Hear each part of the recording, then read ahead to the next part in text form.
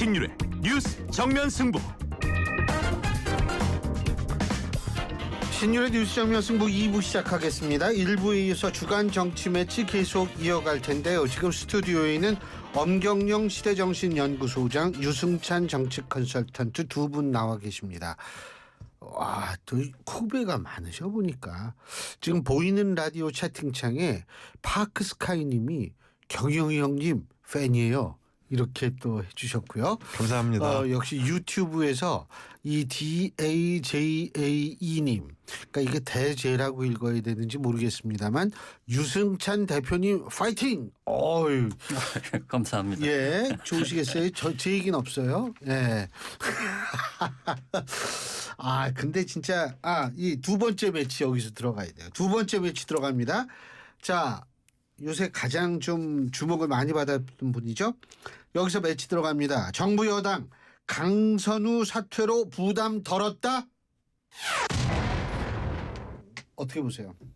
네, 저는 뭐 일단 그 인사 논란에서 최선의 방어를 했다 이렇게 봅니다. 그러니까 저는 사실 그 두 명이 이제 가장 큰 문제가 됐었는데 이진숙 그 교육부 장관 후보자하고 강선우 여가부 장관 후보자 두 명이 가장 큰 문제가 됐었잖아요. 그러니까 근데 사실 그 현역 불패 신화가 이어갈 것 같다는 느낌을 좀 받았거든요. 네, 두 명 다 사실은 그 낙마 이유가 분명했지만 그래도 현역은 지킬 것 같다는 느낌을 좀 받았는데 기류상. 근데 이제 전격적으로 어쨌든 그 자진 사퇴를 했고 이게 이제 또 김현지 그 비서관이 전화한 이후에 이제 사퇴를 했다는 거잖아요. 근데 그거는 대통령실에서 부인하고 있어요. 부인하고 있어요. 예. 아무튼 뭐 그렇게 언론에는 많이 보도가 됐기 때문에. 그러니까 그래서 저는 일단 그 이 장관 임명을 둘러싸고 이제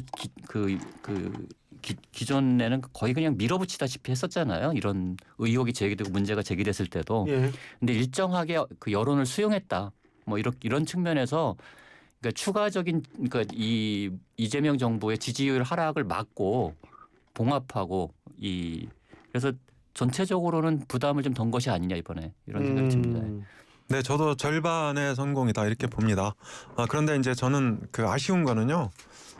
이게 그 이재명 대통령이 임명을 강행하겠다 이렇게 이제 그 보도가 나온 다음 날 사퇴를 했거든요.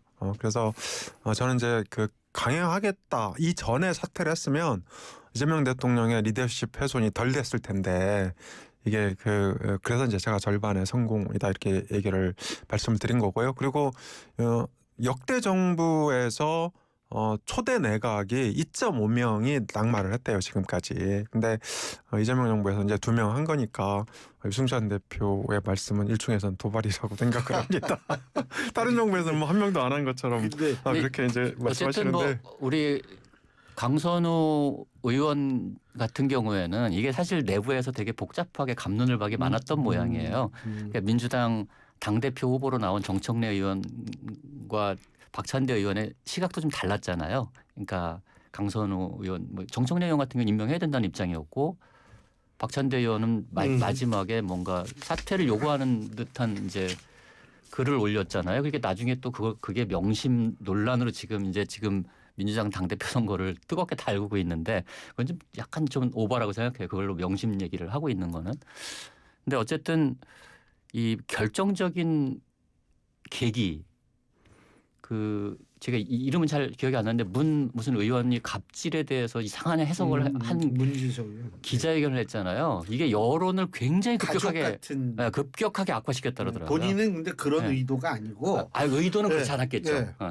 의도는 늘 선하죠. 근데 정치는 항상 결과로 강선 의원이 잘했다는 건 감싸주려는 의도 아니었다. 근데 그 갑질을 자의적으로 해석한 이 부분이 오히려 여론을 훨씬 자극했다.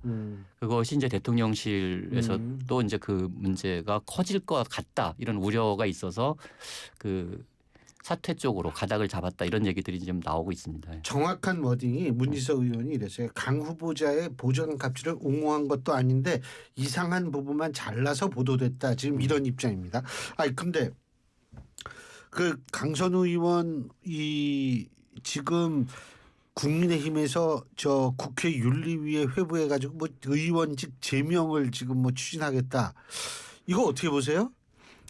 그런데 이제 홍준표 전 대구시장도 지적을 했듯이요.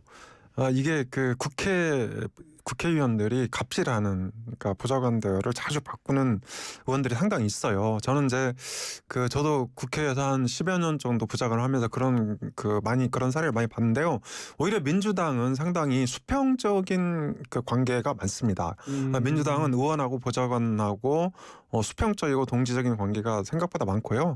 국민의힘 쪽은 이제 주로 의원하고 보좌관하고 주정적인 상명하복. 네, 상명하복. 예, 이런 이제 문화가 있다는 거죠. 그런 문화가 있거든요. 그래서 이게 뭐 송원석 지금 원내대표도 이제 과거 당직자 폭행 논란도 있고, 그래서 이제 국민의힘이 지금 일종의 정치 공세 차원에서 강선우 의원 뭐 윤리위 이제 제보 윤리위에 제소한다는 거잖아요.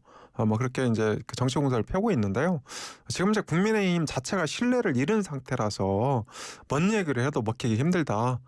전 그렇게 생각을 하고, 오히려 아까 유승찬 대표께서 말씀하신 박찬대 후보가 이제 17분 전에 전화했다는 거 아닙니까? SNS에 올렸죠. SNS 올렸죠. 그러니까 올렸는데 그로부터 17분 후에 이제 사퇴를 했는데요. 저는 오히려 이것이 그러니까 정청래 후보의 대세론에 기름을 부은 거 아니냐. 이제 그렇게 생각이 돼요. 왜냐하면 이제 난 명심 이렇게 이재명 대통령하고 잘 통한다. 이런 거. 근데 민주당 핵심 지지층은요, 강선우 후보자를 임명했어야 된다고 주장을 합니다. 이제 민주당 지지층 정서를 가장 대변을 잘하는 사람 중에 하나가 박지원 의원이거든요. 박지원 의원도 이제 언론에서 그런 얘기를 했죠. 강선우 후보자를 임명했어야 된다.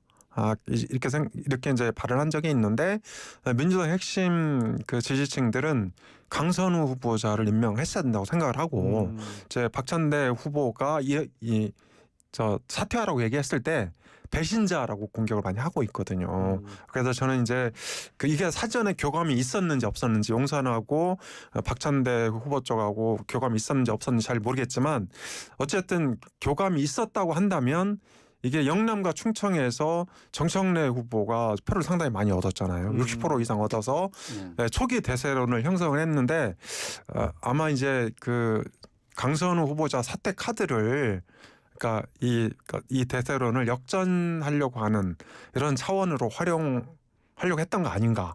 저는 좀 그런 의혹이 들고요. 하지만 이게 의도와 다르게 나타났다. 정청래 대선에 불을 부었다, 이렇게 생각을 합니다. 저도 엄수장님 분석에 동의하는 게, 당내 선거는요, 상대에 대해서 이렇게 잔수를 부리면 역풍을 맞습니다. 제가 이 당내 선거는 굉장히 많이 봤는데, 지금 그렇다고 뭐 정청래 의원이 반명이거나 비명이 아니지 않습니까? 오히려 명보다 더 급진적이어서 이게 그렇죠. 문제. 그렇기 때문에 이런 방식으로 명심을 파는 것에 대해서 제가 볼 때 민주당의 권리당원들이 이렇게 좋은 시선으로 볼 것 같지는 않아요. 그리고 이번에 두 후보가 이제 박찬대 의원이 이제 왜 판세가 좀 불리하다고 느낄 만한 이유가, 이게 이번에 강선우 의원 사태에 대한 대응에서도 하나 나타나고, 또 하나가 국민의힘 국회의원 45명 제명 촉구 결의안. 박찬대 의원. 네, 박찬대 의원. 이게 불리하니까 이게 급진적인 공약을 내는 거거든요. 이게 유리하면 이렇게 무리를 안 합니다. 네, 이게 굉장히 논란의 소지가 많잖아요. 그럼요. 그래서 정청래 의원은 검찰개혁 2법을 맞불로 내놔서, 이거는 정청래 의원이 늘 주장하던 얘기예요. 검찰개혁 2법은 정청래 의원을 앞서가고 있으니까 하던 주장, 검찰개혁의 속도를 내겠다 정도로 이제 우리 민주당의 강경파 당원들의 마음을 달래고 있는 거고, 박찬대 의원은 약간 뭐라 그러지? 이게 좀 폭주한 거죠. 45명 제명 결의안을 내겠다는 얘기는 그냥 당을 해산하라고 얘기하는 거나 거의 이제 그렇죠. 비슷한 얘기잖아요. 7명 중에 45명을. 네. 그래서 아무튼 좀 세게 나왔다. 이게 선거이기 때문에 불리한 후보가 좀 과격한 공약, 약속을 들고 나온 거다 이렇게 이해하시면 될 것 같아요. 정치적으로. 예, 저도 이제 그렇게 보는데요. 박찬대 후보가 이제 이 강선우 사퇴 건 갖고 실점한 거를 말씀하신 대로 45명 국민의힘 의원 45명 제적 이걸로 이제 치고 나간 건데요. 그러니까 여기서 하나 지적할 게 있죠. 그러니까 민주당 그 핵심 지지층, 강성 지지층의 생각이 반드시 여론하고 같지는 않다. 어떤 경우에는 여론에 역행하는 경우도 있다. 이렇게 볼 수 있거든요. 왜냐하면 사실 박찬대 후보하고 정청래 후보를 밖에서 민주당 시각에서 말고 그냥 국민 시각에서 보면요. 박찬대 후보가 다소 이게 좀 부드럽잖아요. 다소 중립적이고 이런 이제 느낌이 든단 말이에요. 그러니까 국민들이 볼 때는 편한 당대표죠. 오히려. 그런데 이제 정청래 후보는 굉장히 강성처럼 느껴지고 국민들이 볼 때는 다소 불편할 수도 있다. 그런데 민주당 핵심 지지층, 민주당 강성 지지층은 그런 것과 별개로 아랑곳하지 않고 이 자기들이 어떤 생각 논리가 있다는 거죠. 그러니까 이제 근데 당 대표 선거할 때 그 여론조사 반영을 할 때도 민주당 지지층하고 무당층 여론만 반영하잖아요. 그래서 사실 저희 역대 그 당내 선거 결과를 보면 그러니까 민주당은 지금 그리고 권리당원 숫자가 굉장히 많습니다. 한 120만 명.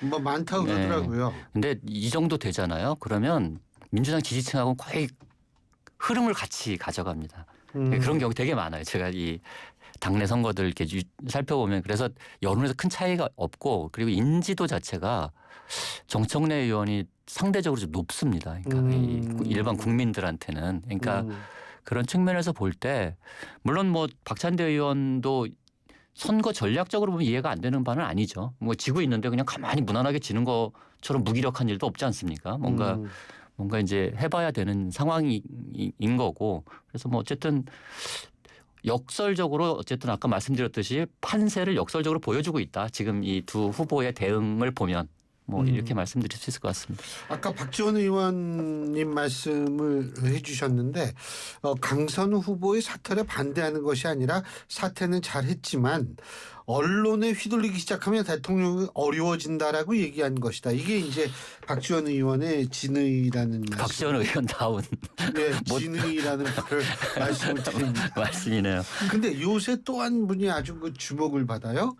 최동석 신임 인사혁신처장이요. 이분도 진짜 발언이 계속 나오더라고요. 매일. 어떻게 보세요? 네. 최동석 인사처장이 이제 그 여러 가지 얘기를 많이 했는데 이를테면 이제 그 우리 박원순 서울시장 건 때도 뭐 가해자 피해자 얘기를 하면서 굉장히 강성 발언을 했고 그리고 이제 지난 대선 때 이재명 캠프에서 일을 했죠. 그리고 뭐 그 대선 결과를 놓고 이제 그 당시 선거를 주도했던 민주당 당직자들 강력하게 이제 비판을 했는데요. 저는 이런 일이 왜 벌어지냐. 그러니까 이재명 대통령의 인사 스타일 때문에 그렇다고 봅니다. 물론 이재명 대통령이 인사를 잘한 부분도 있죠. 어떤 측면에서는. 근데 이 가장 특징 중에 하나가 이재명 대통령은 보온 인사, 그러니까 본인이 그러니까 신세를 졌다고 생각하는 그러니까 본인을 도와줬던 사람들 굉장히 중용을 합니다. 사실 정동영 통일부 장관도요. 이제 2007년에 그 대선 나갔을 때 이재명 대통령이 대변인 했잖아요. 부대변인. 네, 부대변인 했죠 캠프에. 네, 그래서 이렇게 이런저런 인연이 있는 사람들을 다 발탁을 합니다. 대부분. 그래서 이제 어떤 현상이 벌어지냐면 이게 그 이재명 대통령가 눈에 띄려면 굉장히 강력한 발언을 해야 되거든요. 그래서 일주일 전인가 동아일보 김순덕 칼럼니스트가 그런 칼럼을 썼는데요. 이재명 대통령 주변에는 아첨꾼이 너무 많다. 그래서 이게 주변에 아첨꾼이 너무 많게 되면 나쁜 대통령을 만듭니다. 그러니까 이게 그 이재명 대통령의 가장 큰 장점 중에 하나가 굉장히 그 소통 공감이 잘 되는 그 소탈한 대통령인 거잖아요. 또 그 실용적이고 실무에 밝은 그런 이제 일하는 뭐 대통령인데 이런 사람을 권위주의적이고 또 제왕적 대통령으로 만들 수도 있다. 그래서 저는 그 최동석 인사혁신처장 인사에서 바로 이 대통령의 큰 결함이 하나 나오고 있다 이렇게 생각이 됩니다. 근데 인사혁신처장이 대통령이라서 이게 지금 과거의 발언들을 굉장히 세게 하셨더라고요. 어휴. 저도 이번에 처음 알았어요. 저도 처음 알았어요. 저는 이름을 처음 들었어요. 예, 저도 그래요. 그러니까 이런 분이 있었는지도 몰랐는데 그러니까 정치적으로 보면 뭐 이제 반문 친명 이 색채를 그렇죠. 전선을 예. 분명히 하면서 아주 발언을 정확한 한 거잖아요. 표현이죠. 예. 근데 이런 것이 사실은 그 통합이라는 관점에서 보면 굉장히 부적절한 인사라고 봐야죠. 이게 왜냐하면 이게 통합은 보수와의 통합도 있지만 국민 근데 이 당내에도 어쨌든 그런 이제 저기 세력이 있는 건데 너무 그러니까 그냥 발언을 우리가 무언가를 이렇게 비판할 수는 있는 거잖아요. 사실 비판했다고 해서 그 사람이 나를 반대하는 것도 아니고 비판은 할 수 있는데 이게 발언 수위가 너무 세요. 그 전에 한 발언을 보면 누가 봐도 그냥 딱 보면은 근데 이렇게 참 인사혁신처장이거든요. 그러니까 앞으로 인사 혁신을 할 때 이게 이제 우려되는 측면들이 좀 있는 거죠. 이렇게 너무 센 발언들을 많이 해왔기 때문에 그리고 이것이 지금 드러난 것이 전부가 아닐 가능성도 있기 때문에 그러니까 이제 뭐 공개적으로 한 것도 있지만 나중에 가면 왜 세상 일이라는 게 그렇잖아요. 어디선가 또 드러나는 게 있고 막 이렇잖아요. 그래서 이 문제들이 왜 이렇게 검증이 안 된 것일까 아니면 검증을 했는데도 불구하고 강행한 것일까 여기에 대해서 저는 좀 약간 어느 쪽인지 잘 모르겠어요. 그래서 저도 그 오늘 여기 이제 나오기 전에요. 본인이 했던 유튜브 본인 이름 인사혁신 그 유튜브를 운영을 했었는데요. 유튜브를 폐쇄를 해버렸어요. 그래서 접속에 인사협 조직연구소. 네. 그래서 접속이 안 되고 그리고 이제 과거에 칼럼도 많이 썼어요. 쓰고 뭐 그 브런치에도 올리고 이제 여러 형태로 이렇게 노출을 시켰는데 상당히 많은 그 부분이 지금 접속이 안 돼요. 그래서 얼마나 말을 험하게 했으면 본인 스스로 이거를 다 차단을 하고 있겠습니까? 그래서 전 이게 그 이재명 대통령이 이제 잘하는 부분도 많이 있는데 이런 부분은 조금 그 신중을 기해야 될 필요가 있다. 그러니까 초대 내각이기 때문에 이게 이제 지금 어쨌든 그 이진수 교육부 장관 후보자 같은 경우는 뭐 충남 지역에 누군가가 강력하게 추천을 했다고 얘기하는데 어쨌든 뭐 검증 자체가 아주 엄격하게 이루어지지는 않은 거잖아요. 뭐 강선우 의원 같은 경우는 아마 당내에서 일부 알고 있었을 가능성도 있습니다. 그러니까 이 보좌진 문제 같은 경우 왜냐하면 의원들끼리는 또 이렇게 같이 얘기하고 뭐 이런 경우가 좀 있거든요. 근데 괜찮다 이렇게 본 거죠. 그 정도는. 그러니까 저는 뭐 그렇다고 봅니다. 그러니까 현역 의원이고. 근데 이런 일이 이제 한 번, 두 번, 이제 이렇게 세 번 이게 쌓이면 쌓일수록 이게 정권에 부담이 되거든요. 부담으로 돌아올 수밖에 없거든요. 이게 뭐 지지율이라는 것이 항상 좋을 수는 없는 거거든요. 특히 지금 뭐 저도 요즘에 가장 우려하는 게 이제 이 대미 통상 협상인데 이 관세 협상이 지금 미국이 도대체 어떻게 나올지 도무지 이게 예측이 안 되지 않습니까? 지금 미국. 근데 일단 뭐 행정부가. 사람을 좀 봐야죠. 이 그러니까, 보질 못하잖아요. 이런 여러 가지 이제 변수들이 있기 때문에 인사 문제가 그냥 인사 문제 단독으로는 사실 뭐 인사 혁신처장을 해서 국민들이 뭐 대단히 관심을 갖는 부처는 아니라고 봅니다. 저는. 근데 그럼에도 불구하고 이런 것들이 쌓이고 또 쌓이면 이게 굉장히 큰 부담이 될 수 있기 때문에 앞으로 이런 검증 과정에서 이렇게 좀 말을 너무 막 하거나 이런 분들에 대해서는 좀 신중하게 판단을 했으면 좋겠다 이런 생각이 듭니다. 근데 저는 이제 관세 협상과 관련해서요. 그러니까 이재명 정부 좀 이해가 안 되는 부분이 있어요. 그러니까 과거의 정부들은 같구나. 관세하세요. 뭐 이제 과거에 뭐 김대중 정부도 마찬가지고 노무현 정부도 마찬가지인데 과거의 정부들은 외치 즉 외교는 대통령이 주로 전담을 하고 그러니까 내치나 행정은 총리나 내각한테 맡겼거든요. 부처 장관들한테. 근데 이재명 정부는 반대로 가요. 지금 보시면 아시겠지만 오늘 상황이 상당히 급박한 거잖아요. 관세 협상과 관련해서. 그런데 이제 그 이재명 대통령은 물론 산재 사망도 중요한데 그 산재 사망 났던 SPC 빵 만드는 공장 있죠. 거기 공장 갔다가 지금 그 부산에서 타운홀 미팅하고 있거든요. 해수부 이전과 관련해서. 근데 그러니까 지금 그 굉장히 이제 급박한 상황이란 말이죠. 지금 대통령실에서는 브리핑 하고 있어요. 이제 브리핑 하고 있는데 어쨌든 전 대통령이 왜 그 외교에 대해서 전면에 나서지 않나 이게 좀 그 걱정이 되고요. 그러니까 예를 들어서 그러니까 그 동맹파로 알려진 유성락 국가안보실장이 점수를 따면 이게 그 이제 정동영 통일부 장관이나 이종석 국정원장이 그 점수를 까먹는 이런 현상이 좀 되풀이되고 있다. 이런 게 조금 우려됩니다. 근데 이제 어쨌든 뭐 이재명 대통령이 뭐 관심이 없거나 뭐 신경을 안 쓰는 게 아니라 이 통상협상 긴급회의도 계속 하고 있고 여러 가지 이제 하고 있는데 사실 트럼프 행정부가 이렇게 뭐 이렇게 예측 가능하게 이렇게 움직이지 않는 것도 있지 않습니까? 물론 이제 굉장히 긴급한 사안이고 그래서 뭐 갑자기 인사 얘기하다가 통상으로 넘어가가지고 뭐 통상도 해야죠. 예를 들어서 그러니까 이게 근데 이게 사실은 굉장히 중요한 사안이고 이 매달려서 해결을 해야 되는데 이게 아니 장관끼리 약속을 공항 가고 있는데 깨는 이 상황. 그것도 이메일로 깨고 말이에요. 이메일로 물론 깨고. 루비오가 3번 미안하다고는 했다 그러지만 아니 일국의 국가안보실장이 미국에 가서 기다리는데 우리 그런 일을 많이 본 건 아니잖아요. 네. 근데 루비오가 진짜 3번 미안하다고 했는지 우리가 알 수가 없잖아요. 아니, 뭐 루비오한테 직접 들어야 확인이 되는 거 아닌가요?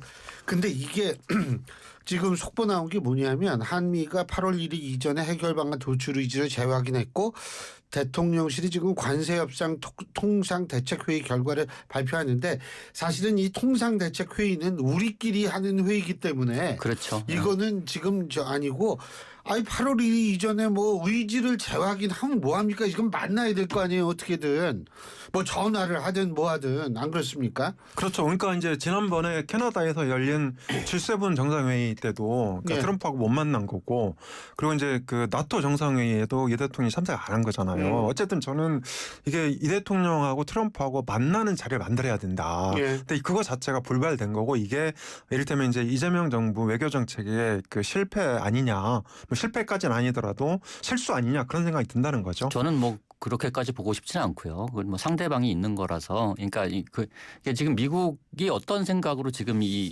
뭐 트럼프의 협상 기술이라는 게 뭐 예. 다양하게 나오고 있는 거잖아요. 예. 알겠습니다. 자, 두 분 말씀 오늘 여기까지 듣겠습니다. 고맙습니다. 예, 지금까지 엄경영 시대정신연구소장 유승찬 정책 컨설턴트 두 분과 함께했습니다. 울림이 계속된